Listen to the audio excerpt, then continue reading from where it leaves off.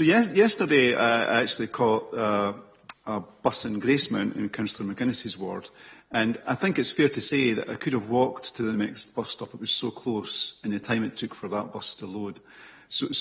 And that's not unusual, and so I think this is a problem we do have to look at. But I think it is about getting the balance right between the needs of loading buses, and there's a lot of that in the report, and also the needs of passengers. The number 16 route is used as an example in the report, and that goes through my ward.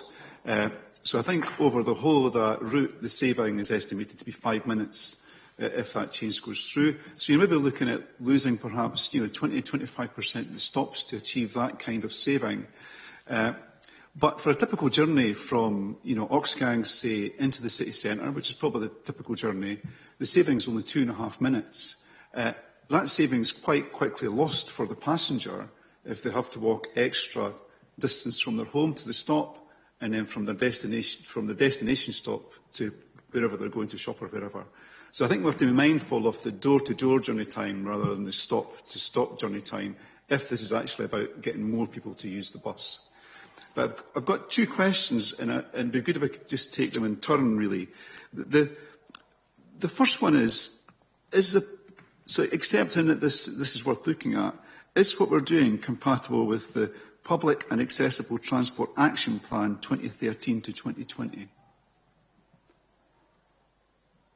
I hope this isn't a trick question. I would say it was, yes. Well, a key target in that was increasing the number of households which were within 6 minutes of a bus stop. And in that report also makes reference to what's called the Council's bus-friendly design guidance. Are you familiar with that? Yeah.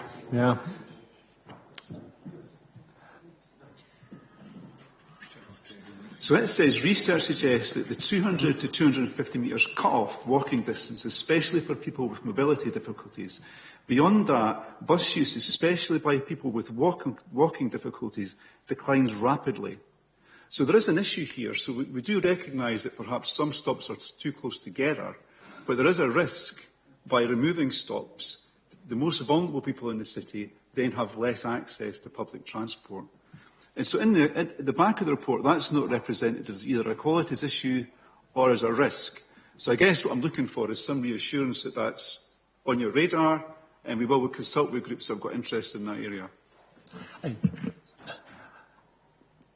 Absolutely. I mean, it's not rigid rules here. Almost every bus stop will be looked at on a case-by-case basis. But in the work that we've done thus far, sometimes because of you've got two bus stops so close together, deleting one and moving one by 20 metres is all that's needed. And certainly the pilot that we've been looking at in the A70, that's case in point.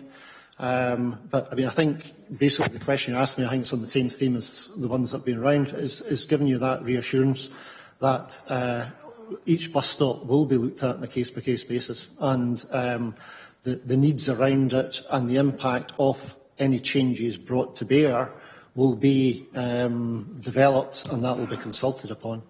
But the intention here is not to disadvantage or greatly detriment access to bus stops. It's just that we know that across the city there are bus stops that can be managed in a different way without, I think, serious implications.